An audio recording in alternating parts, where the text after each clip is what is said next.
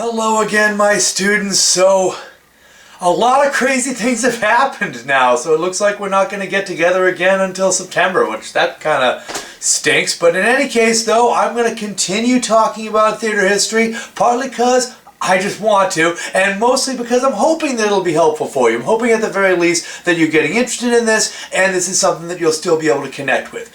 So we're going to continue talking about Shakespeare and about Shakespeare's tragedies, and I don't know, if you guys are interested in taking a test and then sending it back to me, I'll sure allow that to happen as well.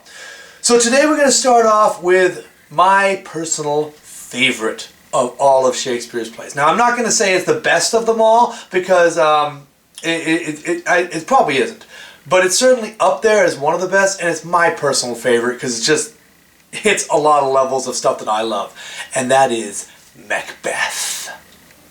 Now, Macbeth is a play that actually has a little bit of a history of being bad luck. In fact, some people will say you can't say the word Macbeth in a theater unless you're actually in Macbeth, or putting on the actual play Macbeth. And so sometimes they'll just call it the Scottish play.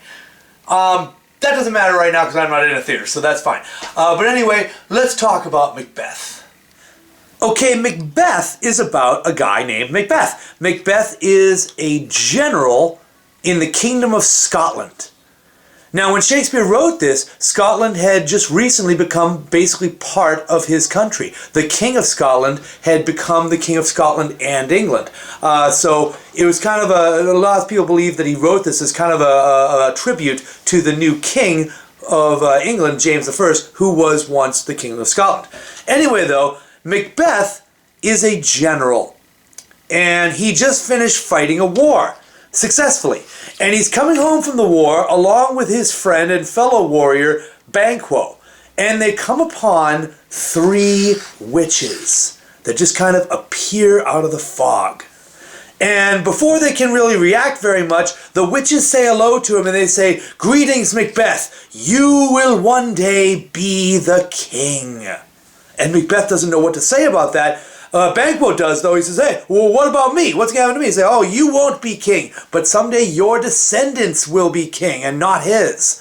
And so then Macbeth has his voice back. He says, "Wait a minute, how could I possibly be the king? There already is a king, and the king has 2 sons. So how could I possibly be the king?"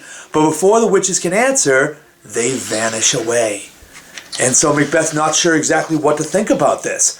But that night, the king is supposed to come to Macbeth's house to sleep there as part of the celebration for having won the battle. And so he sends a letter home to his wife and lets her know all about what has just happened. Now, Lady Macbeth, his wife, is a very interesting character. She's very ambitious, and she also very much cares for her husband and says that "I want you to be the king. You should be the king." But she also says, "I also know you won't do it unless I push you into it." So she starts kind of pushing him into it, saying, "Come on, what are you scared? What are you scared? What are you scared? Let's kill the king, and we'll kill the king, and then you'll become the king. We know that it'll happen because the witches have just said so." And Macbeth really doesn't like the idea at first, but eventually, because he loves his wife and he wants his wife to be happy, he goes ahead and agrees that he's going to kill the king. So that night, as I said, he comes to Macbeth's house and he's sleeping at his house. And Macbeth sneaks into his bedroom and kills him. And then they pin it on the king's 2 sons. They make it look like the king's sons paid somebody to kill their father. So when the morning comes and all the other lords wake up and they see the dead king, and they're all like, "Oh my goodness, what happened to the king?" And Macbeth also is like, "Oh, I can't believe this happened."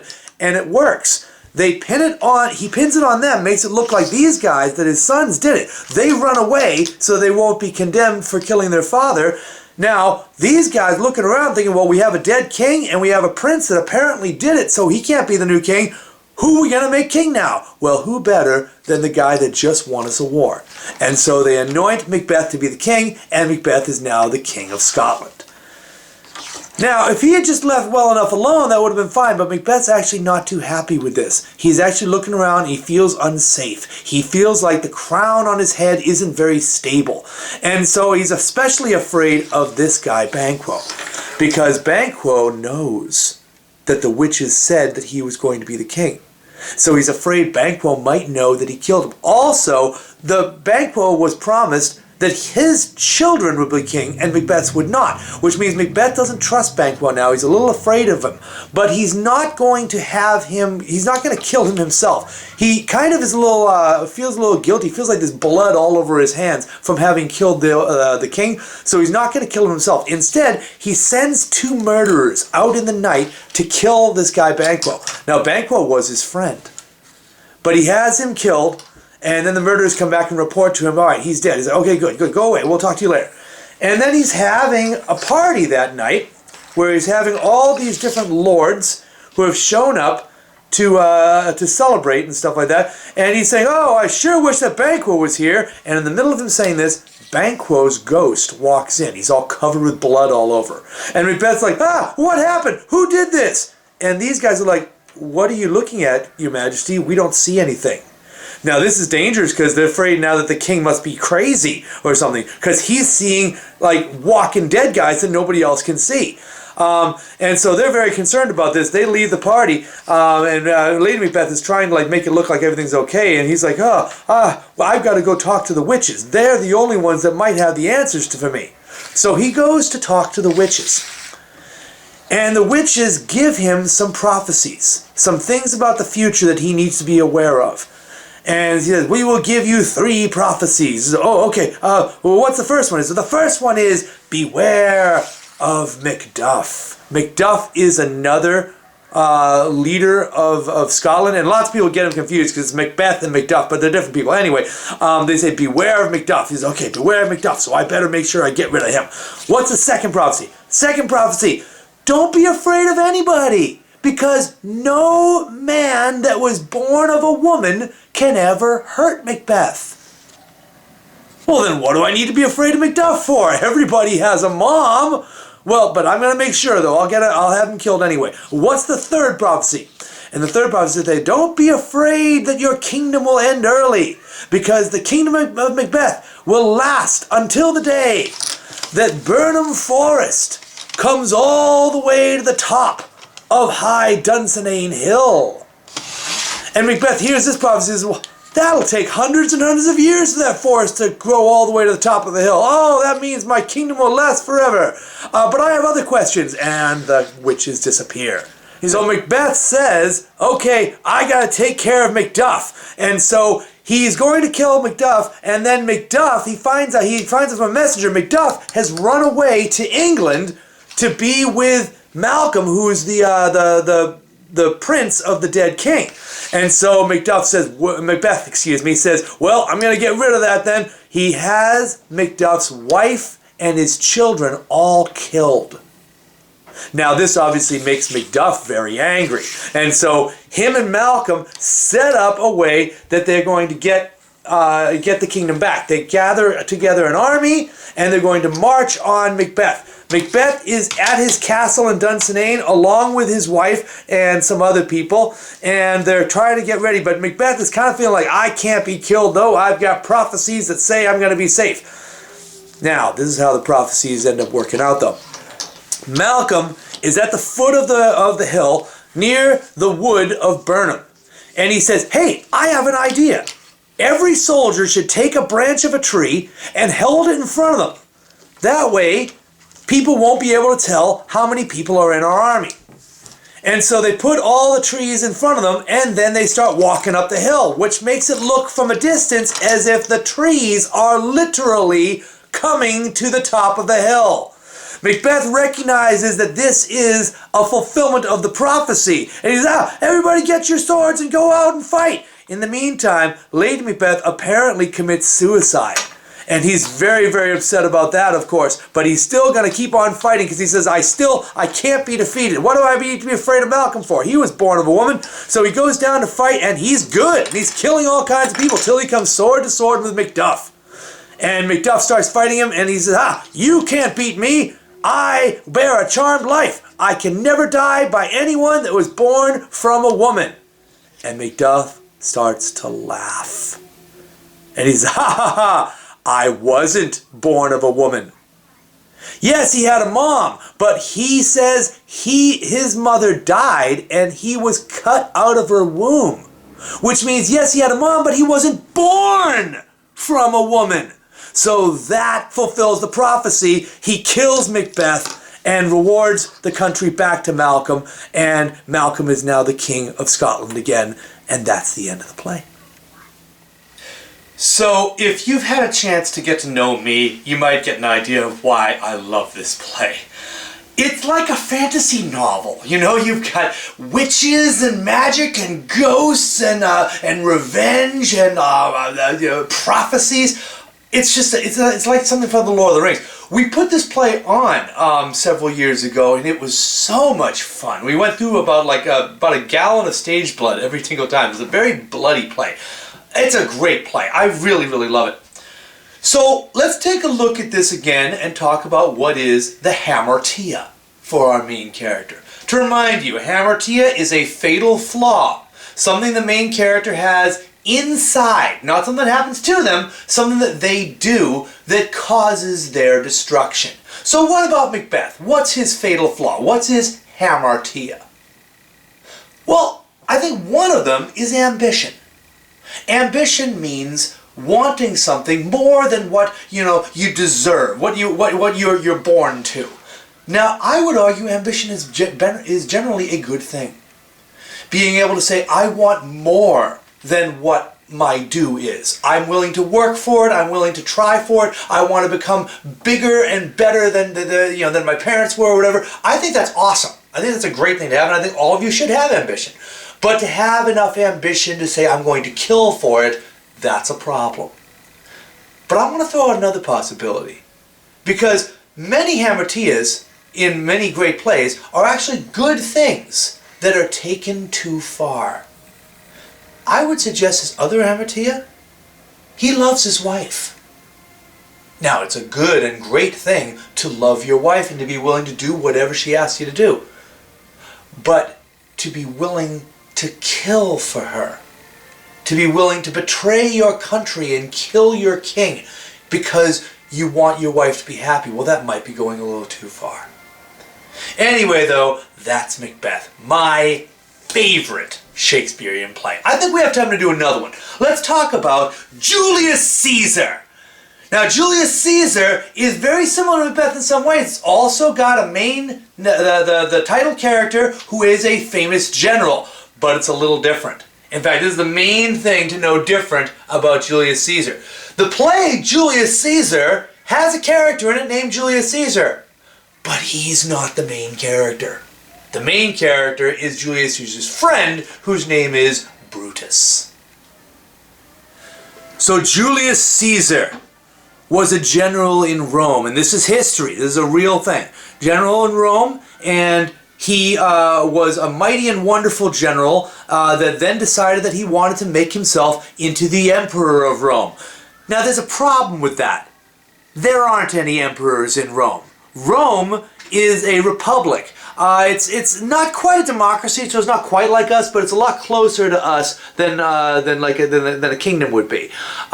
So he shows up and he's basically saying, after he's done great things, he wants to now make himself an emperor. Now, he's got a friend whose name is Brutus. He loves Julius Caesar. He's good friends with him, but he also loves his country, and he's kind of feeling like, I don't think this is a good idea. Now, there's another guy named Cassius. He doesn't like Caesar, and he also loves his country, and he sees that Brutus is uncomfortable with this, and so he pulls him aside to talk to him. And he says, Brutus, you know that if we don't do something about this Julius Caesar guy, he is going to make himself an emperor, and that's the end of our country. So you got to do something about it. Are you with us? And Brutus thinks about it for a while, because Brutus does love his friend. But after a while he says, you know what? You're right. He must be stopped. He must be stopped, and that's the only way to do it. Now, Brutus is not as tricky or as mean as Cassius, this other guy is. He knows now this is something he has to do, but he doesn't want to destroy everybody else around him too. He's not looking for a coup.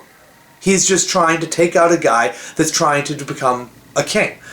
So Cassius has a little conspiracy of other people, and Caesar comes to the Congress basically on a day and talks to them all, and they all are asking for him to do something that he doesn't want to do, and it's all just a trap because Cassius is ready to stab him in the back, and then he does. He stabs him in the back, and they all start stabbing him, and then the last person that stabs him is Brutus, and which is the last words of Caesar, and this is historical. His last words were "Et tu, Brute," which means "and you, Brutus." And so he's like, even you would kill me, and Brutus kills him. Now, they did this out in public. It wasn't like Macbeth where they did it in secret. They did it out in public. Everybody saw it. And the mob go and run away. And Brutus says, let's not hide. And they get their hands all covered with blood, and they walk out to the mob. Let's give you a nice mob. There's a mob. I'll put them up here so they're on top of the mob. So they go up in front of the mob, and Brutus is very clear about, look, this is what I did. I did this not because I hate Caesar, but because I love Rome. Now, at this point, you can try to put it into our own lives. This would be like, suppose that we had a president that was pretty popular, but wasn't able to, maybe he served his 2 terms or whatever, and so the people elect somebody else. And then that president says, okay, never mind all that, your election doesn't matter anymore, I'm going to make myself an emperor. Now, there'll be, since he was a popular president, maybe a lot of people will say, yeah, let's have him as an emperor.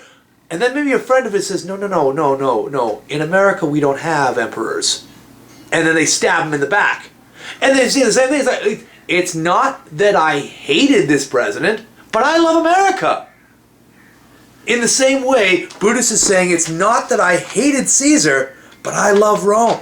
And the mob buys it. And they're like, yeah, Brutus is the best. Brutus is a wonderful guy. All right, great. But Brutus trusts now that the people are going to be with him. He trusts that the Romans are smart enough to follow this. And so he says, all right, so we're going to allow this other guy, Mark Antony, to come in and say a few words about Caesar. And, like a funeral thing. Now, Mark Antony, though, is a different kind of guy. Mark Antony sees the death of Caesar as an opportunity.